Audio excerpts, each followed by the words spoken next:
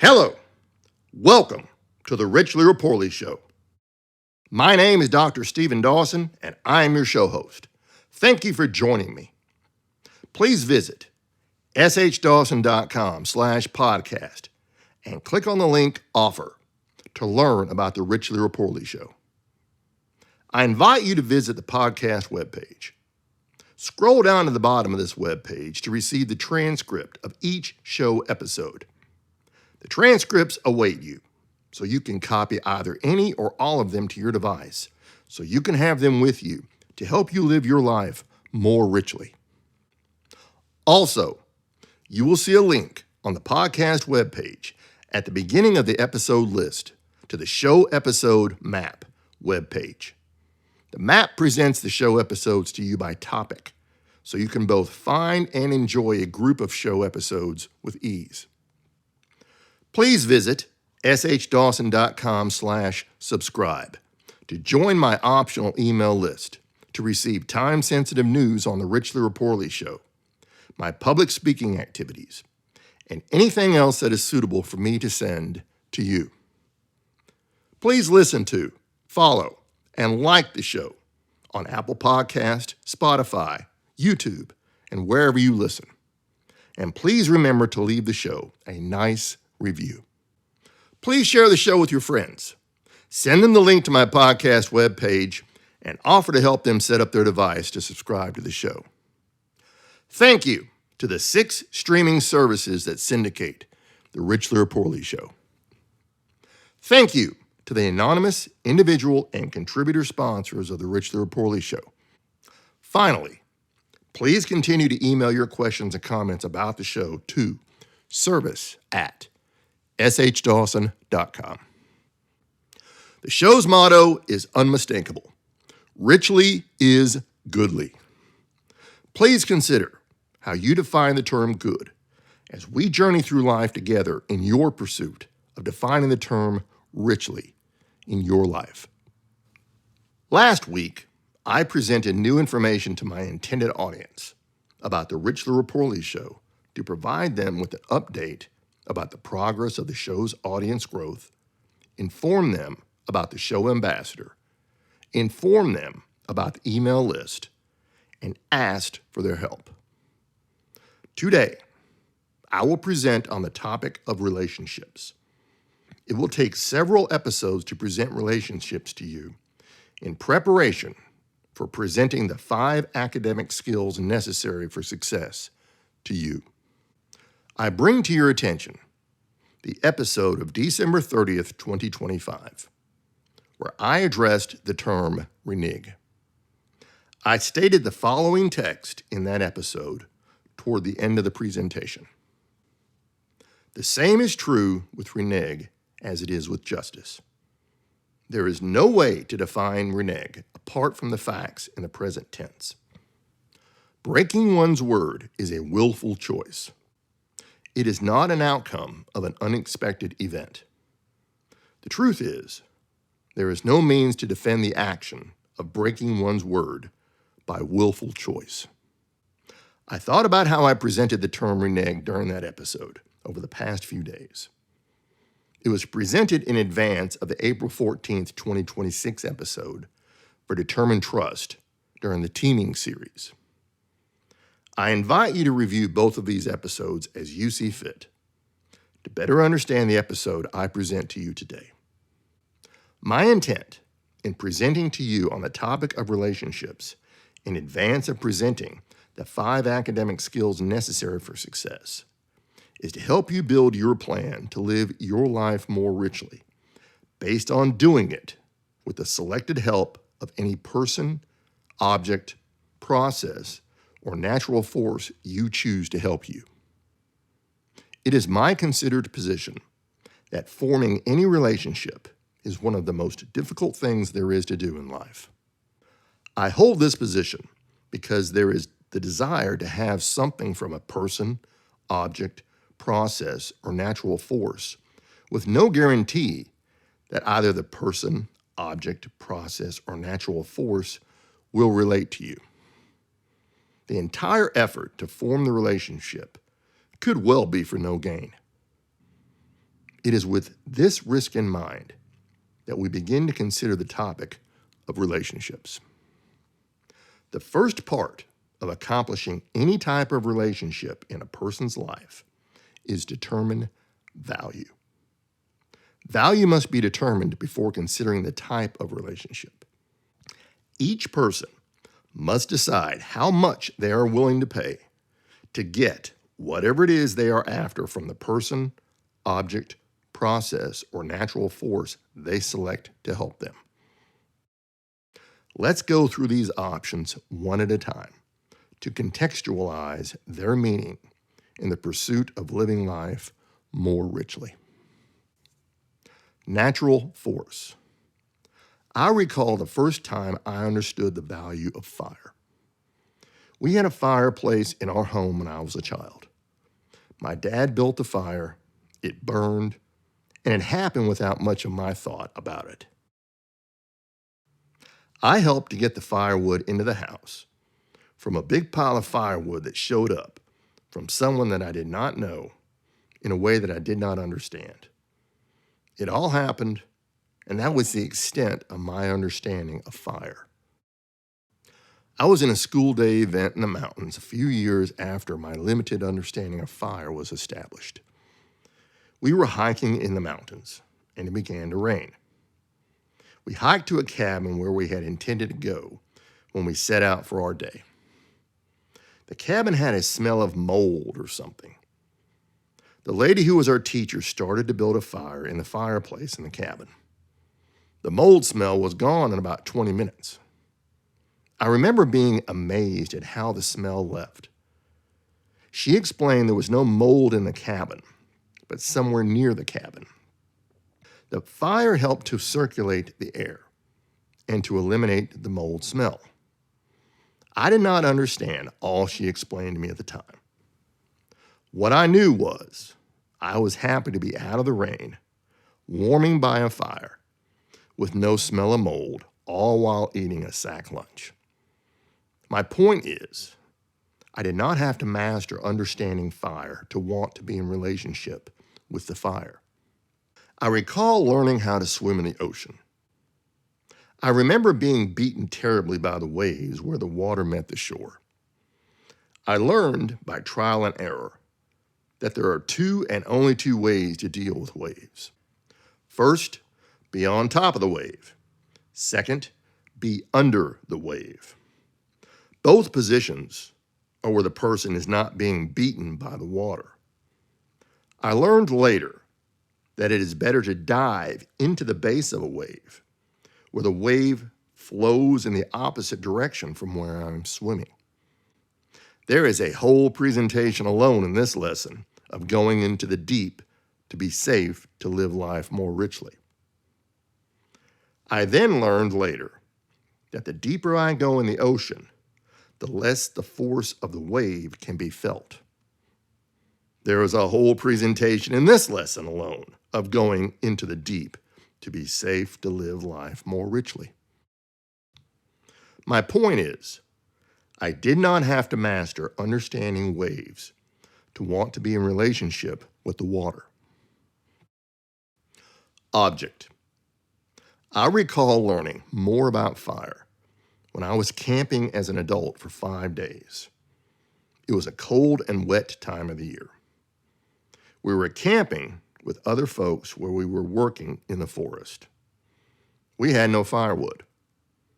We had to travel just over a mile to locate firewood, bring back firewood by traveling another mile, and do this over and over, carrying loads of wood to get enough wood for us to prepare some dinner and have enough heat for the night, all after working our jobs during the day. It was a long 5 days. We could not get the fire going with our firewood the first day. I recall one of the workers in our group started a small fire with twigs, then built it up more and more with wood from the bark of the wood, then strips of the wood, to have a fire big enough to handle the burning logs. I remember watching with amazement how the logs would not burn because there was not enough of a fire to burn them. based on the type of wood we were trying to burn. My point is, I did not have to master understanding fire to want to be in a relationship with the fire. I recall my first course in learning computers. It was a course about computer history and theory. We never touched a computer in the course. I did well on the course. I also remember the next course I took in learning computers. It was about doing something with computers. I did terribly in the course. I will explain more about this part of my life when we cover the 5 academic skills necessary for success. Suffice it to say, I learned more in that course alone about how to use a computer than I did in almost the next 5 years of my time doing way more complicated things with computers. Process. Expanding on my second computer course story, I recall when I was introduced to process engineering. Essentially, process engineering is the input process output model that we have covered already in our time together. The input process output model was presented in the March 10th, 2026 episode. I invite you to review that episode as you see fit to better understand the episode I present to you today. So the thought of writing a process seems simple enough. Figure out what I want to accomplish, then write out the steps to accomplish whatever result it is that I want to accomplish. The steps are the process. The engineering is using logic to determine the steps that form the necessary process. Rest assured, I wanted the computer to do what I wanted it to do. I had no idea it would take so many instructions to prepare a computer to do the specific result I wanted. What I wanted the computer to do was not a complicated thing. I wanted the computer to add some numbers together. Well, I spent dozens of hours learning how to prepare a computer to do this addition. I was so discouraged. I thought there had to be a simpler way to prepare a computer to do something as simple as addition to justify my using a computer to do the work instead of either using a calculator or doing the work by hand. I knew it was a better move on my part to use a computer to do the addition, as I would be ready to add numbers together faster than I ever could accomplish by either using a calculator or doing the work by hand, without the risk of committing an error on my part with either the calculator or doing the work by hand. My point is, I did not have to master understanding the computer to want to be in relationship with the computer. Person. It is most likely that we who are alive today are the last of humanity that will accomplish work alone. I profess this statement based on the belief that artificial intelligence and robotics that use artificial intelligence today are advanced enough already to be able to provide us significant work assistance benefits in less than a decade from today. It will be difficult to want to work with people when a machine can do a task faster, with little to no errors in accomplishing the task, and not give us a hard time about doing the work as the person could when they complain about doing the work. Granted, there are many benefits of working with people beyond only accomplishing a task. However, the more we use smartphones and smart speakers, the less interested we are in people. I evidence this position by my widespread viewing of almost anyone standing still or sitting with a smartphone in their hand, talking to another person, while they believe they are engaged in a discussion and not playing with their phone. The use of a smart speaker is simply a way to either get some information or activate a smart device instead of using a smartphone to do the work. Soon, smart glasses will be common for many people to add to their smartphone and smart speaker technology set. My point is, I do not have to master understanding artificial intelligence, robotics, smartphones, or smart speakers to want to be in a relationship with either the information or the device I am accessing, instead of getting the information or device control by way of another person. I hope you can see the pattern I present with the examples I have covered to contextualize defined value. Pain has to exceed staying the same for willful change to occur. The desire for gain can, indeed, also motivate a person to not remain the same for willful change to occur. Otherwise, we exist the same without any form of change occurring. What really scares me to the core of my being is the question I have to ask myself every morning when I awake. What is the point of my getting out of bed? Do I really need to do anything?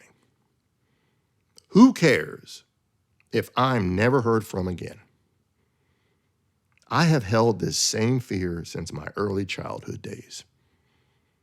The only thing that gets me out of bed every day is the desire to have some type of relationship that I cannot have by staying in bed.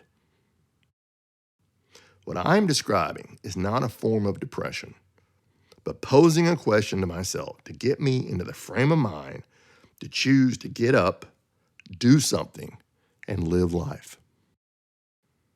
I recall when I was 7 years old, I began to play football on a team in a league. It was not the same as watching football on television. My body could not handle the banging on it as part of the sport.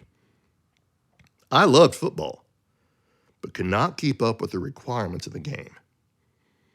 I recall some of my friends in school being so good at football at the time. What they had was family members preparing them to play the sport. I recall they all dropped out of high school and were pretty much not present intellectually in the years preceding high school. Their family members taught them that they must do well in football to be successful in life. I recall that perspective shaking me pretty good. I was shaken to think I must do something with others in a matter of performance to be somebody in this world. Well, I did not believe it was true then, and I don't believe it's true now. I still love to watch football, and I am much stronger now physically. But I would stop watching football before I would ever tell anyone that they must do something with others in a matter of performance to be somebody in this world.